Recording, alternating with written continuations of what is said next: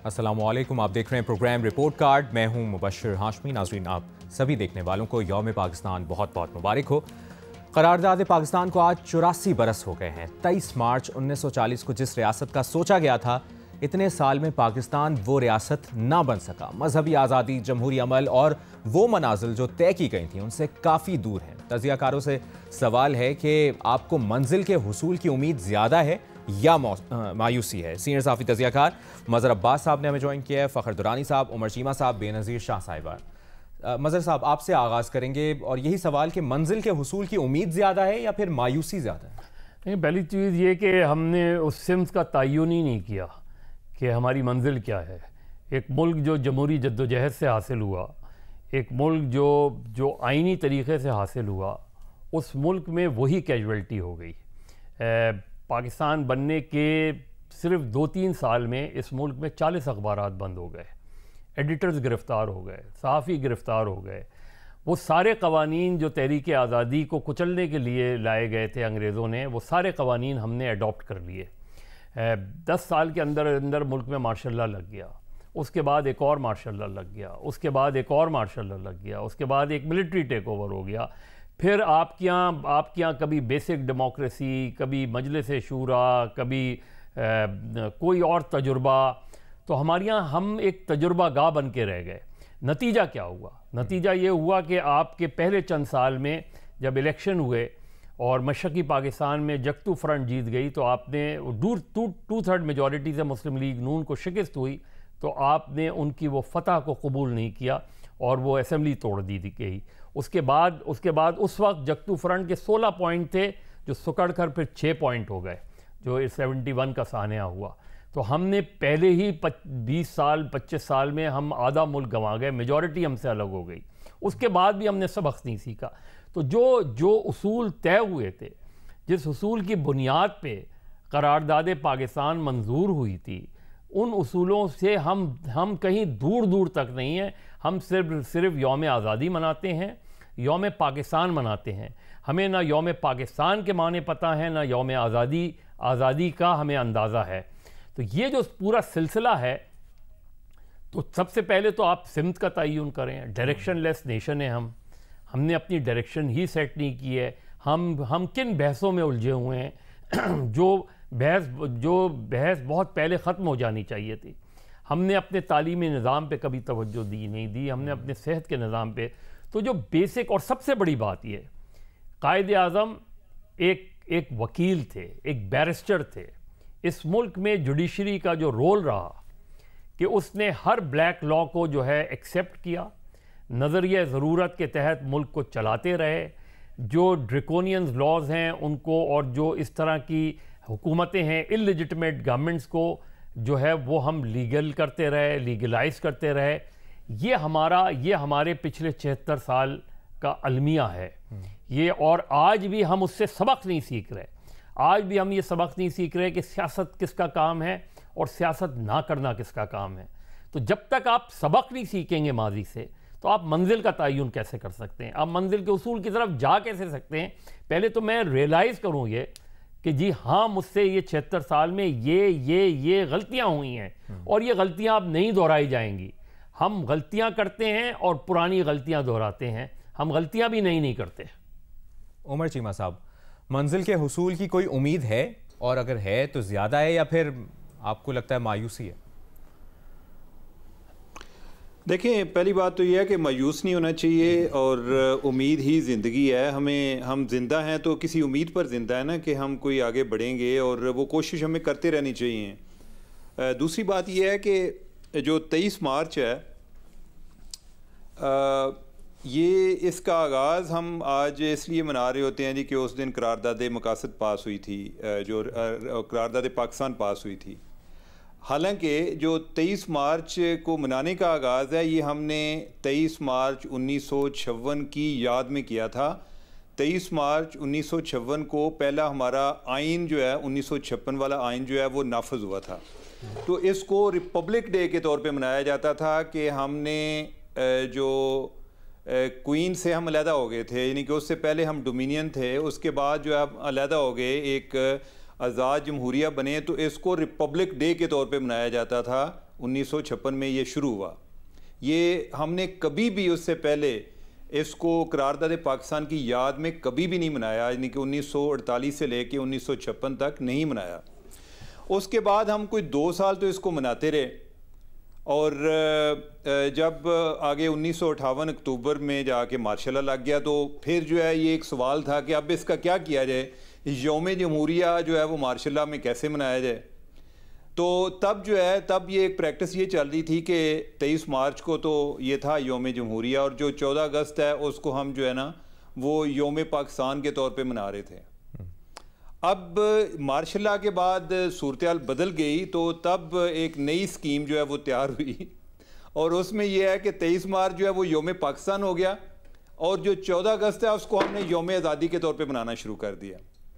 तो तब से ये सिस्टम शुरू हो गया, और उसके बाद हमने ये भी जवाज़ तराशे जी कि नहीं वो 23 मार्च को करारदाद पाकिस्तान भी हुई थी, तो लिहाजा हमने उसके साथ इसको कनेक्ट करने की कोशिश की है। अब आप ये देख लें कि इस अलमिया का देख लें कि हम जो बात कर रहे हैं, यानी कि हम तक वो बातें भी किस अंदाज में पहुंची हैं। ये सिर्फ ये पाकिस्तान की आज़ादी की बात नहीं है, ये जमहूरियत का भी मसला है कि हमने अपने यौम जमहूरिया जो है उसको किस तरीके से रिप्लेस किया, कि क्योंकि जमहूरियत पर भी बात ना हो, वजह क्या थी कि आमरीत आ गई। और दूसरा ये है कि चलें आमरीत वाले जो है उन्होंने तो इसको मसख करने की कोशिश की, आगे जो हमारे जमहूरी हुक्मरान हैं, मेरा ख्याल है कि इनकी भी खबर लेना बहुत ज़रूरी होती है। होता यह है कि ये ना आमरीत की आड़ में ये इतने विक्टिम बन चुके हैं कि इनकी परफॉर्मेंस ऑडिट कभी हुआ ही नहीं है कि ये कौन सा काम को अच्छा करते हैं। इन्होंने कोशिश भी अपने लेवल पर की तो कितनी की है, अब इन्होंने कितने मुख्तलिफ टाइमों पे मुख्तलिफ चीज़ें की हैं, क्या इन्होंने कभी इसको यौम जमहूरिया का नाम देने की कोशिश की है? कभी इन्होंने याद दिलाया है कि ये 23 मार्च जो है इसकी सेलिब्रेशन का आगाज़ कैसे हुआ था? कभी नहीं हुआ। कई जमहूरी हुकूमतें आई हैं, हाँ ये ज़रूर कहेंगे कि वो फ़लाँ जो ला है ना वो हमने ख़त्म कर दिया, वो जी एक आमरीत की निशानी थी। ला, और ला भी वो ख़त्म करेंगे कि जिधर इन्हें प्रॉब्लम आ रहा होगा, जिधर इनके अपने इख्तियारात का इशू आ रहा होगा। मसलन ये है कि कहीं कोई लोकल गवर्नमेंट का सिस्टम हो जाएगा, कोई पुलिस रिफॉर्म का इशू होगा, तो उसको मुशर्रफ के साथ एट्रीब्यूट करके तो उधर से निकलने की कोशिश करेंगे कि ये आमरीत की निशानी है। अच्छा, ये भी आमरीत की निशानी है। ये जो 23 मार्च की जो हम बात कर रहे हैं, मैंने आपको उधर से 1956 से मैंने शुरू कराया है, ये भी आमरीत की निशानी है ना कि उधर जाके हमने यौम जमहूरिया को अपना यौम पाकिस्तान बनाया था, और जिस तनाज़र में बनाया था उसका कॉन्टेक्स्ट मैंने आपको बताया। अब इस पर 2009 में पीपल्स पार्टी की गवर्नमेंट थी, उस टाइम जो एक कैबिनेट सेक्रेटरी थे ज़फ़र महमूद साहब, ज़फ़र महमूद साहब ने इसके हवाले से एक समरी भी पेश की कि भाई इसकी ये बैकग्राउंड है। तो मेरा ख्याल है कि अब जो है जमहूरियत जो है दोबारा से बहाल हो गई है, तो हमें ये चाहिए कि इसको यौम जमहूरिया के तौर पे मनाया जाए, कि ताकि हमारा जो एक चैलेंज है, या हम जमहूरियत के जितने अलंबरदार हैं, चैम्पियन हैं, तो ये उसकी एक याद दहानी भी कराती रहेगी, ये एक तरह का एक डेटरेंस का रोल भी प्ले करती रहेगी। लेकिन कुछ नहीं हुआ। क्या है जी कि अभी जो है जमहूरियत को हम बचा रहे हैं, हमने वो यौम जमहूरिया जो है वो उसको आज तक यौम पाकिस्तान की एक गोल मोल करके मना रहे हैं कि हर बंदा जो है उसका अपना अपना मतलब निकाल लेता है। तो ये जो है, ये जो मैंने सारा आपको बैकग्राउंड बताई है, यही हमारे ओवरऑल पूरे पाकिस्तान की स्टोरी है।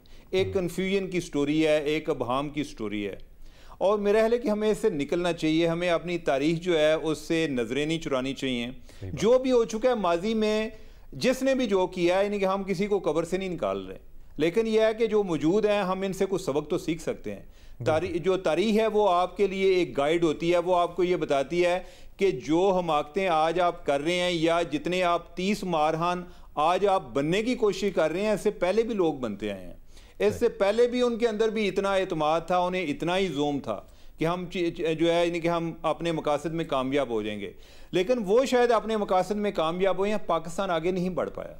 पाकिस्तान के बारे में मैं अगले दिन भी मैं किसी से बात सुन रहा था जी कि जब मरहूम फैज़ अहमद फैज़ मौजूद थे, उस टाइम भी ये बातें हो रही थी जी कि पाकिस्तान का क्या बनेगा। तो वो अपने कोई दोस्त ने, उनके कोई एक दूसरे शायर दोस्त थे, उन्होंने उनको पूछा, उन्होंने कहा जी कि पाकिस्तान का क्या बनेगा। मुझे तो लगता है कि उन्होंने कहा कि मुझे ये फिक्र नहीं कि इसका बनेगा क्या, मुझे ये फिक्र है कि इसने इसी तरह चलते रहना है। ठीक है, तो अब ये देखें कि उस टाइम भी हमारे कंसर्न थे। बिल्कुल। और फैज साहब जो हैं उनको फौत हुए भी अभी मेरे ख्याल को 3-4 दहाइयाँ हो गई हैं, आज भी हम जो है यही चीज़ें डिस्कस कर रहे हैं। बिल्कुल। ठीक है, बाद अगर आप पुराने अखबारात देखें तो लगता है कि 1977 में ये नेशनल गवर्नमेंट की बातें 1977 में भी हो रही थी कि नेशनल गवर्नमेंट होनी चाहिए।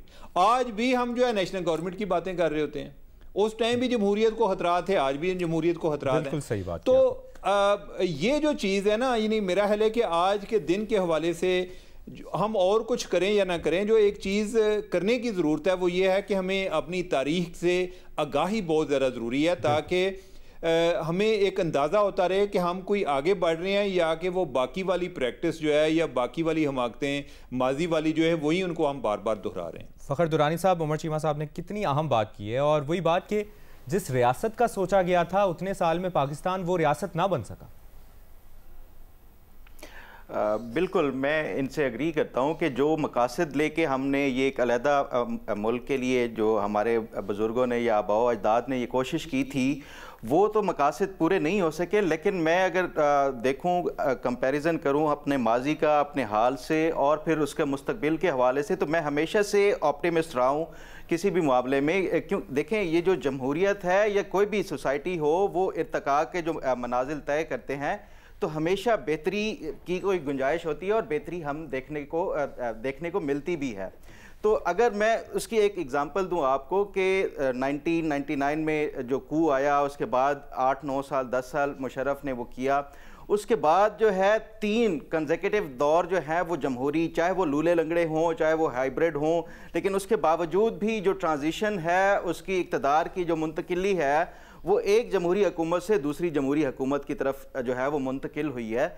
तो सब कुछ ऐसा नहीं है कि बिल्कुल ऑल इज़ लॉस्ट है, कोई ना कोई इसमें जो है हमेशा से पॉजिटिव आपको अगर निकालें तो उससे मैं ये समझता हूँ कि जो पाकिस्तान जिस मकासद के लिए वो किया गया था, बनाया गया था, गो के एक उस रफ्तार के साथ या उस स्पीड के साथ हम अपनी उस मंजिल की तरफ नहीं जा रहे, लेकिन आहिस्ता आहिस्ता ही सही हम ये मुझे यकीन है कि हम उस मंजिल की तरफ वो पहुँचेंगे।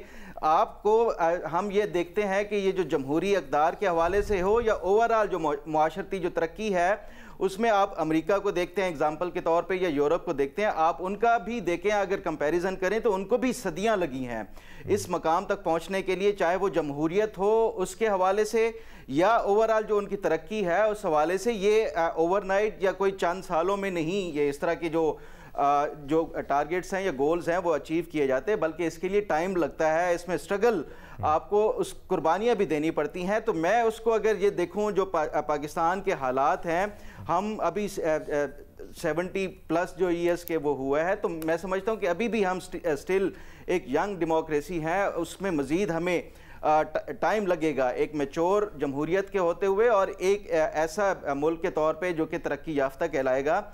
तो मेरे नज़दीक मैं समझता हूँ कि हम कोई ये जो इर्तिका के मनाजिल हैं उसी से ही गुजर रहे हैं और जो हमारा फ्यूचर है वो इंशाल्लाह जो है वो ताबनाक होगा। बेनज़ीर, तीनों तज़कियाकारों की राय आपने जानी। मजहबी आज़ादी, जमहूरी अमल और वो मनाजिल जो तय की गई थी उनसे हम आज भी बहुत दूर हैं। मुबशर, मेरे ख्याल से तो हम वही गलतियां दोबारा दोहरा रहे हैं और उनसे कुछ नहीं सीख रहे हैं। हमारे मुल्क में हम एक यंग डेमोक्रेसी है, मेरे तो ख्याल से हम सिर्फ एक नाम की जमहूरियत रह गए हैं। ये एक हकीकत है कि हमारे मुल्क में इस वक्त जमहूरियत हर साल तकरीबन कमज़ोर होती जा रही है, मजबूत नहीं हो रही। आप कोई भी इंटरनेशनल रिपोर्ट निकाल के देख लें पिछले साल की या इस साल की, वहाँ पे आपको यही बताया जाएगा कि पाकिस्तान में जमहूरियत और कमज़ोर हुई है, मजबूत नहीं हुई। मैं आपको एक मिसाल देती हूँ। इकोनॉमिस्ट इंटेलिजेंस यूनिट की एक रिपोर्ट आती है हर साल, उसका नाम है डेमोक्रेसी इंडेक्स। उन्होंने इस साल की रिपोर्ट में ये लिखा है कि पाकिस्तान एक हाइब्रिड निज़ाम से एक अथॉरिटेरियन रजीम बन गया है। अथॉरिटेरियन मतलब आमिराना निज़ाम है इस वक्त पाकिस्तान में। तो अब आप मुझे बताएं, एक वक्त था जब हमारे सियासतदान जो थे वो इस हाइब्रिड निज़ाम पे तनकीद करते थे कि हमें मौका नहीं दिया जाता कि हम फैसले कर सकें। हम इलेक्शन जीत के आते हैं लेकिन फैसले कोई और करता है। आज हम एक ऐसे दौर में बैठे हैं जब हमारे वजीर आज़म दिफा करते हैं इस हाइब्रिड निज़ाम का। इमरान खान साहब, शहबाज शरीफ साहब, काकर साहब, वो टीवी पे आके बैठ के बड़े फख्र से कहते हैं हाँ हम हाइब्रिड निज़ाम का हिस्सा है, ये उस हाइब्रिड निज़ाम से बेहतर है जो इमरान खान साहब का हाइब्रिड निज़ाम था, ये उस हाइब्रिड निज़ाम से बेहतर है, बल्कि उसको नए नए नाम देते हैं, सिंक्रोनाइज गवर्नेंस मॉडल।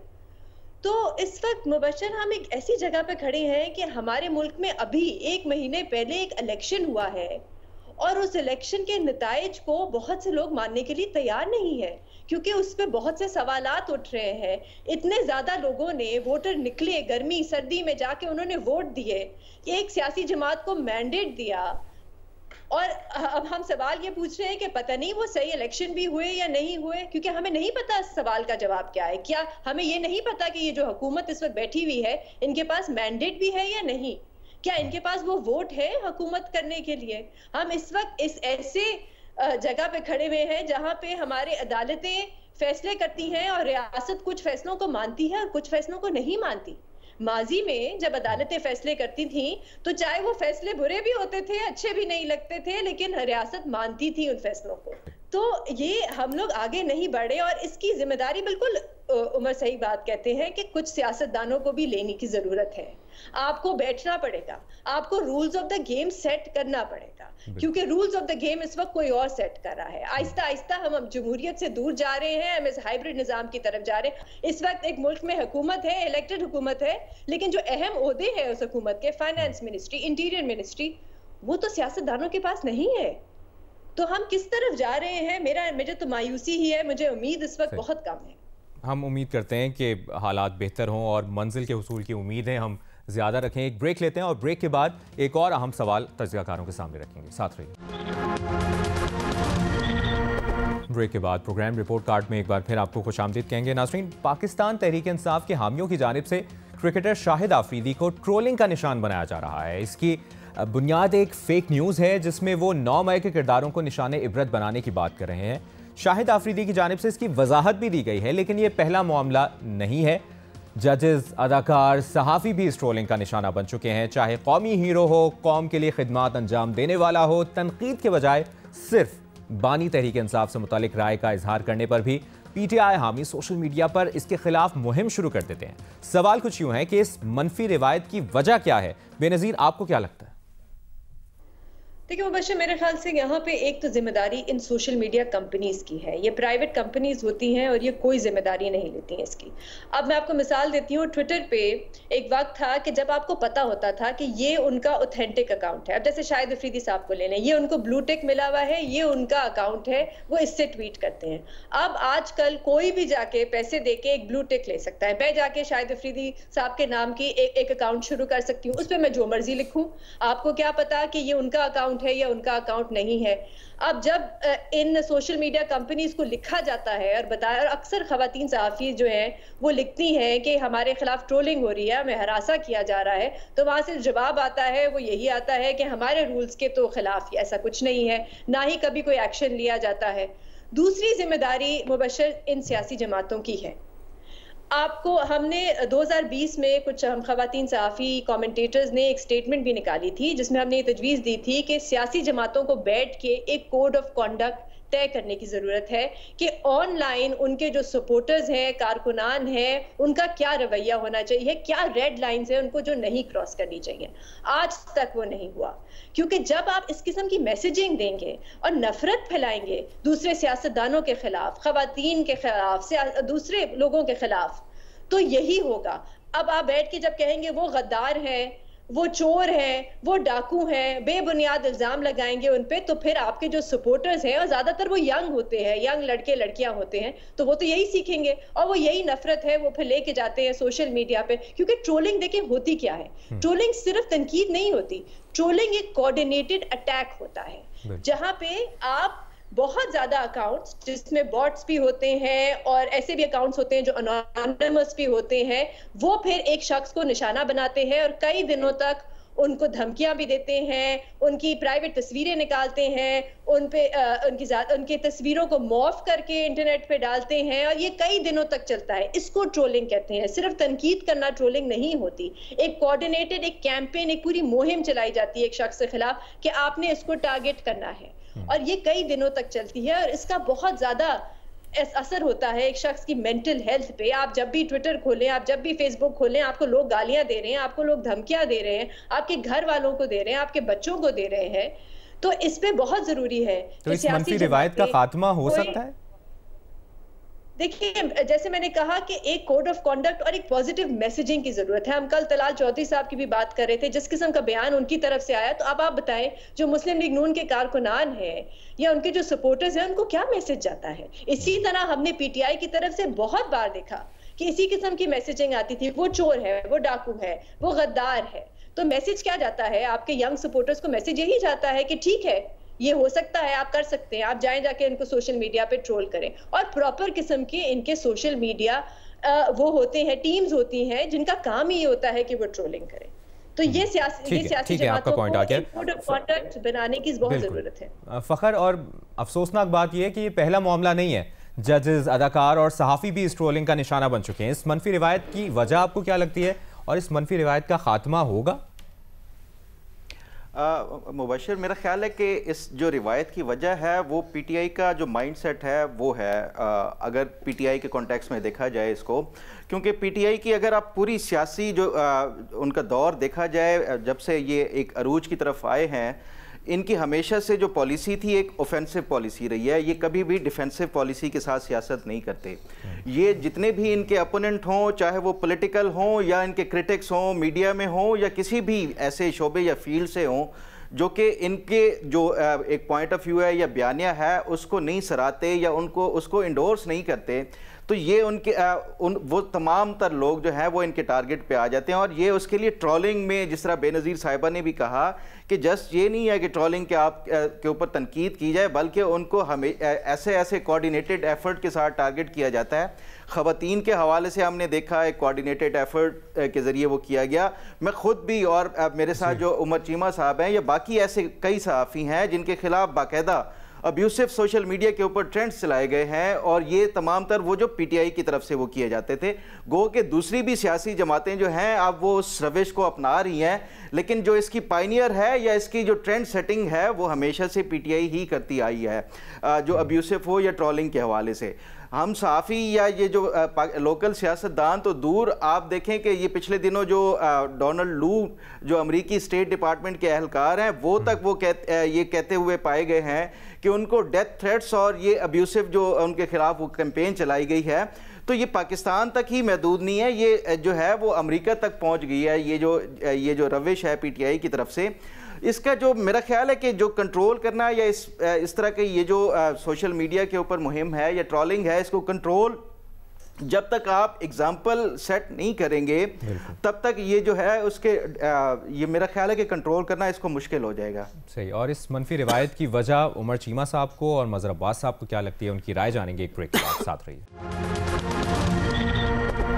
ब्रेक के बाद खुशामदीद। एक बार फिर बात करेंगे, जो हम बात कर रहे थे उमर चीमा साहब के तनकीद के बजाय सिर्फ बानी तहरीक इंसाफ से मुतालिक राय का इजहार करने पर भी पीटीआई हामी सोशल मीडिया पर इसके खिलाफ मुहिम शुरू कर देते हैं।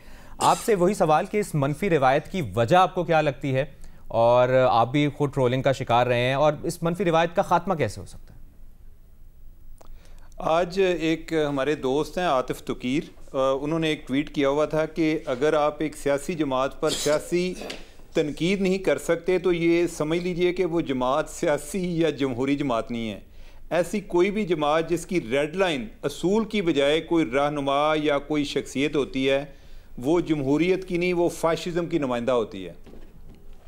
अब ये है कि ये जो आप ट्रोलिंग की बात कर रहे हैं, ये अच्छा, मुझे जब इसका एक्सपोजर हुआ, मेरा इनसे वास्ता पड़ा, तो मैं कोशिश ये करता हूँ कि अगर कोई मेरी कोई एक को कमज़ोरी बनाता है, मैं उसको अपनी स्ट्रेंथ में कन्वर्ट कर लूँ। तो लिहाजा मैं ट्रोल को ब्लॉक ही नहीं करता था। मैं अपने आप को ये समझाया कि ये मुझे स्ट्रॉन्ग कर रहे हैं कि मैं कोई भी अनपॉपुलर ओपिनियन देते हुए इस बात से ना घबराऊँ कि ट्रोलिंग शुरू हो जाएगी। खैर, मैं काफ़ी देर जो है ना, मैं लोगों को ब्लॉक नहीं करता था। फिर एक दिन किसी ने मुझे समझाया, उसने कहा जी कि ये लोग जो हैं, अगर आपको अपने लेवल पे आप बादर नहीं करते, लेकिन ये आपके और आपके फॉलोअर्स को उनके दरमियान भी एक रुकावट बनते हैं। ये आपके मैसेज को मैनिपुलेट करते हैं। वो इस तरह से करते हैं कि मसलन मैंने कोई ट्वीट किया, किसी को ट्वीट पसंद आ गया, अच्छा, उधर उन्होंने बॉट्स मेरे पे छोड़े होंगे कि नीचे 10 जो है ना वो पहली तो गालियाँ आनी है, एक बंदा है वो जब मेरा ट्वीट देखता है वो कहता है कि ट्वीट तो बहुत अच्छा है, वो नीचे देखना चाहता है कि लोगों ने अप्रिशिएट किया होगा। जब वो नीचे देखता है तो लोग उधर गालियाँ निकाल रहे हैं तो वो भी उस पर परेशान हो जाता है कि ये क्या हो रहा है। या अगर किसी कोई मेरे साथ इंगेज होना शुरू हुआ तो उसको भी आप गालियाँ देना शुरू कर दें। अब ये इन्होंने जो पीटीआई का स्टाइल है, उनका स्टाइल यही है कि बड़े नामालूम किस्म के लोग दरमियान में छोड़ दिए। इमरान खान, हम जो है यानी कि हम डायरेक्ट बात नहीं कर सकते, हम कहेंगे जी कि इमरान खान को अपने लोगों को मना करना चाहिए, या तो हम बहुत ही भोले भाले हैं, हम बहुत मासूम हैं कि हमें ये नहीं पता कि ये इमरान खान की अपनी पॉलिसी है। इमरान खान के अपने लोग जो हैं वो टीवी पर आगे बात कर चुके हैं कि अगर उधर जाके बदतमीजी ना करें, दूसरे पर अटैक ना करें तो हमें टीवी पर नहीं भेजते। ट्विटर पे तो कुछ दूर की बात है, ये मैं जो एक नॉन लोग हैं उनके हवाले से बात कर रहा हूँ, ठीक है, वो लोग ये बात करते हैं तो लिहाजा उनकी पॉलिसी है। अब ये पॉलिसी जो है उनको पे करती है, पे ये करती है कि बहुत सारे लोग घबरा जाते हैं। शाहिद अफरीदी भी घबराए हुए हैं, वो आज वजाहतें दे रहे हैं। तो भाई बात यह है कि आप एक हीरो हैं, आप अपने आप को हीरो कहलवाते हैं ना, तो हीरो को दिलेर होना चाहिए। यानी कि इस तरह के जब चैलेंजेस आते हैं तो आपको स्टैंड ले जाना चाहिए। आपने जो बात की, जो आप बात फील करते हैं, आपको उस पर स्टैंड ले जाएं। मुझे आइडिया है कि बहुत सारी सेलिब्रिटीज के हवाले से कि जो इमरान खान के हवाले से यही होता है ना कि ट्रोलिंग का जब निशाना बनाया जाता है उसकी बुनियाद कभी कभी फेक न्यूज होती है, जिस तरह शाहिद आफरीदी का भी नहीं फेक न्यूज है ना। नहीं देखें, एक तो फेक न्यूज है ना, साथ साथ वो वजाहतें वो भी दे रहे हैं कि नहीं मैं आज भी इमरान खान को ये मानता हूं, मैं वो मानता हूं। अंदर से वो नहीं कि हो सकता है कि ऐसा ना, उनको अंदर से गुस्सा भी बहुत ज्यादा होगा कि यार ये क्या तरीका है कि मैं अगर किसी बात से इख्तलाफ रखता हूं तो आप मेरे पे अटैक करना शुरू कर दें। हमारे बहुत सारी सेलिब्रिटीज जो हैं वो इमरान खान के बारे में एक बड़ी नाकदाना राय रखती हैं, लेकिन वो बात इसलिए नहीं कर पाते कि उनको पता होता है कि उनकी ट्रोलिंग हो जानी है, कई के बिजनेस मुतासर हो जाते हैं। मैंने मेरे हले अहमद जो जवाद अहमद है उनके अलावा कोई और बंदा नहीं देखा कि जो बहुत सारा वोकल हो, उसका अपना बिजनेस मुतासर हुआ है। अब उसका तरीका या तो ये हो सकता है कि जो इस तरह के ट्रोलिंग मुखालिफ कुव्वतें हैं तो वो भी उनको सपोर्ट करें। अच्छा, वो भी सारे जो हैं वो दूर बैठ के देख रहे होते हैं कि अच्छा यार आज इसके साथ ज्यादती हो गई है, तो वो बंदा अपने लेवल पे अकेला फील करता है। मेरा नहीं ख्याल कि आप ये तसव्वुर करें कि आप पीटीआई को अपील करेंगे या इमरान खान को कहेंगे कि वो आप अपने लोगों को मना करें तो वो मना कर देंगे। उनकी सारी सियासत नफरत पर है, वो नफरत की सियासत करते हैं, वो दूसरों को झूठा जो चोर डाकू कहने की सियासत करते हैं। और जो भी बंदा अगर कोई इससे इख्तलाफ करे वो कहेंगे कि ये चोर डाकुओं के साथ मिले हुए हैं। यही बात मज़ा साहब जो अगर जो है हम अपने लेवल पे कर नहीं सकते, उस पे जो सोशल मीडिया कंपनीज हैं उनके अपने प्रॉब्लम है। जब आपका पॉइंट आ गया, उनका कारोबार चल रहा है, उनको ये चीज जो है वो सूट करती है। यही बात मज़ा साहब, एक तो जो हम बात करें कि ट्रोलिंग का निशाना अक्सर उन लोगों को बनाया जाता है जिसकी बुनियाद एक फेक न्यूज़ होती है, जब उसमें कोई सच्चाई भी नहीं होती। और जिस तरह ये ट्रेंड चल गया है ट्रोलिंग का, मनफी रिवायत की वजह आपको क्या लगती है? देखिए, नेगेटिविटी ऑलवेज सेल, ये जर्नलिज्म में है ये कि बदकिस्मती है, लेकिन जर्नलिज्म में नेगेटिविटी बिकती है। और अब देखें ना, आपने एक फेक न्यूज़ को हम पूरे प्रोग्राम में डिस्कस कर रहे हैं, एक ऐसी खबर को हम डिस्कस कर रहे हैं जिसको हम खबर नहीं मान रहे कि ये खबर नहीं है, ये ट्रोलिंग है। तो जिन्होंने की है उनका पर्पस हम सर्व कर रहे हैं। जब हम इसको डिस्कस कर रहे हैं, चाहे उसको हम कंडेम कर रहे हैं, उसको हम मनफी अंदाज में ले रहे हैं, उसको हम पीटीआई की या XYZ किसी भी पार्टी की, जब आप नेगेटिविटी को डिस्कस करना शुरू कर दें तो इसका मतलब ये है कि उसका पर्पस सर्व कर रहे हैं आप। मसला ये है कि अब मुझे नहीं पता शाहिद आफरीदी के ये जो जिसने भी फेक न्यूज़ चलाई या जिसने भी शाहिद आफरीदी का ये बयान चलाया उसका पर्पस क्या था, उसका मोटिव क्या था। क्या शाहिद आफरीदी मुस्लिम लीग नून ज्वाइन कर रहे हैं, क्या शाहिद आफरीदी पीपल्स पार्टी ज्वाइन कर रहे हैं, या शाहिद आफरीदी ज़ाहिर है इमरान खान के लिए तो कोई थ्रेट नहीं है, तो शाहिद आफरीदी ही क्यों। और दूसरा नुकसान जो होता है इस किस्म की ट्रोलिंग का वो ये कि उसकी ज़िंदगी को ख़तरा लाहक हो जाता है। वही बात ना मज़ा साहब जो बेनज़ीर ने भी कहा, इस मामले पर जिस तरह ट्रोलिंग हो रही है एक मैकेनिज्म बनाने की फिर ज़रूरत है। मैकेनिज्म देखिए कौन बनाएगा। आप गवर्नमेंट जब बनाती है तो गवर्नमेंट का टारगेट क्या होता है, जो हुकूमत के मुखालफीन हैं उनको टारगेट करती है, वो इन स्कूलों को टारगेट नहीं करती। अब तक FIA को एक्टिव हो जाना चाहिए था, FIA को देखना चाहिए था। हाँ, FIA जाती है सत्तूर की तरफ, FIA जाएगी उमर चीमा की तरफ, FIA जाएगी मतीउल्लाह जान की तरफ, क्योंकि ये अगर क्रिटिकल वॉइसेस हैं तो क्रिटिकल वॉइसेस को यहाँ कर्ब किया जाता है। यहाँ कोई किसी को पर्सनल अटैक कर रहा है, किसी की ट्रोलिंग कर रहा है और वो कह रहा है कि यार ये अनवर मकसूद साहब का देख लेना, अनवर मकसूद साहब का क्या हुआ, उन्होंने आके वीडियो में मैसेज भी दे दिया कि भाई मैं ऐसा कुछ नहीं हुआ, और बारहा वो कहते रहे हैं कि मेरा कोई अकाउंट है ही नहीं, लेकिन तो हम चलाए जा रहे हैं उसको, हम उसको डिस्कस। तो जब आप उस चीज़ को डिस्कस करना शुरू कर दें, चाहे उसके खिलाफ ही डिस्कस कर रहे हो, उसका पर्पस सर्व कर देते हैं आप। उसका मकसद ही ये होता है, एक तो उसने जिस आदमी की खबर चलाई, जिसके नाम से चलाई, उसने आके कहा कि नहीं ये मेरी नहीं है, मैंने ऐसा कुछ नहीं किया, ऐसा कुछ नहीं कहा। अब हम डिस्कस कर रहे हैं, हम डिस्कस करते रहेंगे, और भी शोज़ में डिस्कस होगा इस चीज़ को। तो जो मकसद है वो सर्व हो गया। होना क्या चाहिए, होना जितने भी मीडिया स्टेक होल्डर्स हैं, जो चाहे ओनर्स हों, ब्रॉडकास्टर्स हों, यूनियंस हों, इंडिपेंडेंट जर्नलिस्ट हों, इनको एक मैकेनिज़्म बनाना चाहिए। मैकेनिज़्म किसकी? देखिए, सोशल, आप प्रिंट मीडिया को रेगुलेट कर सकते हैं इंटरनली, आप इलेक्ट्रॉनिक मीडिया को कर सकते हैं। सोशल मीडिया या डिजिटल मीडिया थोड़ा सा डिफ़िकल्ट वो है, लेकिन जिन लोगों को आप जो डिजिटल मीडिया पे एक्टिव हैं, जो लोग, जो यूट्यूबर्स हैं, जो ब्लॉगर्स हैं, उनको तो एक जगह इकट्ठा किया जा सकता है ना। सही बात। उनसे तो ये बात की जा सकती है ना कि हाँ आइए, और बाकियों को फिर आप इग्नोर करें।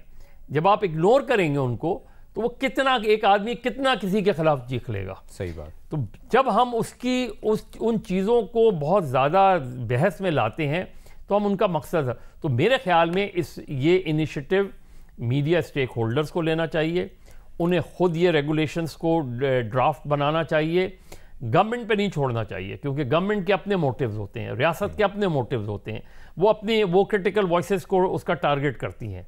लेकिन ये जो चीज़ें हैं, मुझे तो ये लगता है कि या तो कोई शाहिद आफरीदी के हवाले से कोई पर्सनल जेलसी है किसी की, या शाहिद आफरीदी कोई पॉलिटिकल एम्बिशंस हैं, या उधर का आने जाने का सोच रहे हो, मुझे नहीं पता।